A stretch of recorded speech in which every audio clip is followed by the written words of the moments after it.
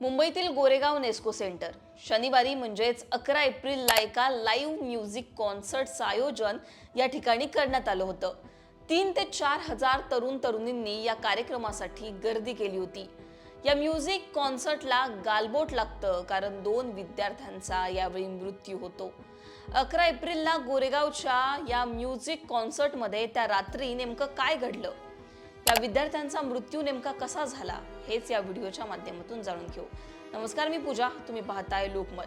11 एप्रिलला गोरेगाव नेस्को सेंटरमध्ये live music कॉन्सर्टचं आयोजन होतं। मोठ्या संख्येनं विद्यार्थी-विद्यार्थिनी तिथे उपस्थित झाले होते। आता यावेळी काय झालं तर काही तरुण तरुणींनी मोठ्या प्रमाणात मद्यपान केलं, मद्य सेवन केलं, याचबरोबर अंमली पदार्थांचं सुद्धा सेवन करण्यात आलं।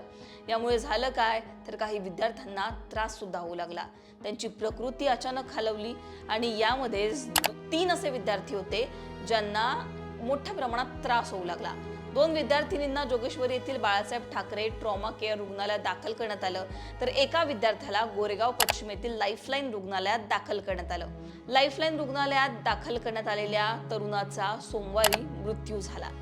ट्रॉमा केअर रुग्णालयात दाखल करण्यात आलेल्या एका तरुणीला डिस्चार्ज दिला, पण त्यानंतर तिची प्रकृती पुन्हा खालावली, त्यामुळे तिला मुंबईतील एका खासगी रुग्णालयात उपचारासाठी दाखल करण्यात आलं, पण तिचा सुद्धा सोमवारी दुर्दैवी मृत्यू झाला।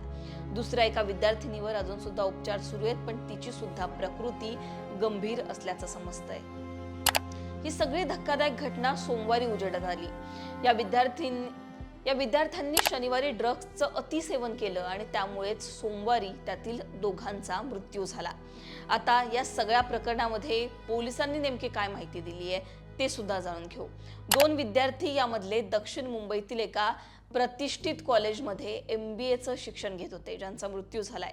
मृत विद्यार्थ्यांची ओळख सांगण्यास पोलिसांनी जरी नकार दिला असला तरी सुद्धा ते MBAचं शिक्षण घेत होते आणि मुंबईच्या एका प्रतिष्ठित कॉलेजमध्ये ते शिकत होते। 20 ते 22 वर्ष या दोघांचं वय होतं।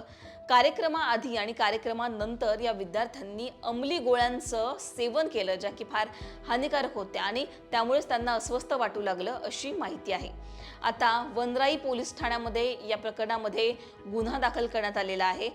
नेस्कोच्या एक्झिबिशन सेंटरनं हे सगळं आयोजन केलं होतं, त्यामुळे या प्रकरणी नेस्कोच्या इव्हेंट आणि एक्झिबिशनच्या व्हाईस प्रेसिडेंट त्याचबरोबर व्यवस्थापनातील अधिकाऱ्यांसह एकूण 5 जणांना पोलिसांनी अटक केली आहे। आता या कार्यक्रमाला गालबोट का लागलं तर या कार्यक्रमामध्ये सर्रासपणे अल्पवयीन मुलांना ड्रग्जचं वितरण, नियमांचं उल्लंघन, त्याचबरोबर मद्य पुरवठा, सुरक्षा नियमांचं उल्लंघन होत होतं आणि त्यामुळेच कुठेतरी या विद्यार्थ्यांनी ड्रग्जचं अतिसेवन केलं। या सगळ्या प्रकरणामध्ये नेस्कोच्या अधिकाऱ्यांचा सहभाग समोर आल्यानंतर वनराई पोलिसांनी गुन्हा नोंदवला आणि त्यांच्यावर अटकेची कारवाई सुद्धा केली। पण आता प्रश्न काय उपस्थित होतोय तर इतक्या मोठ्या प्रमाणामध्ये जेव्हा ड्रग्जचं सेवन केलं जातं अशा प्रकारच्या हाय प्रोफाईल पार्ट्यांमध्ये, तेव्हा तिथे सुरक्षेचा प्रश्न कुठे असतो, हा एक सगळ्यात मोठा प्रश्न उपस्थित होतोय। त्याचबरोबर अशा हाय प्रोफाईल पार्ट्यांमध्ये अंमली पदार्थांच्या वाढत्या विळख्यावर सुद्धा आता प्रश्न उपस्थित होतोय।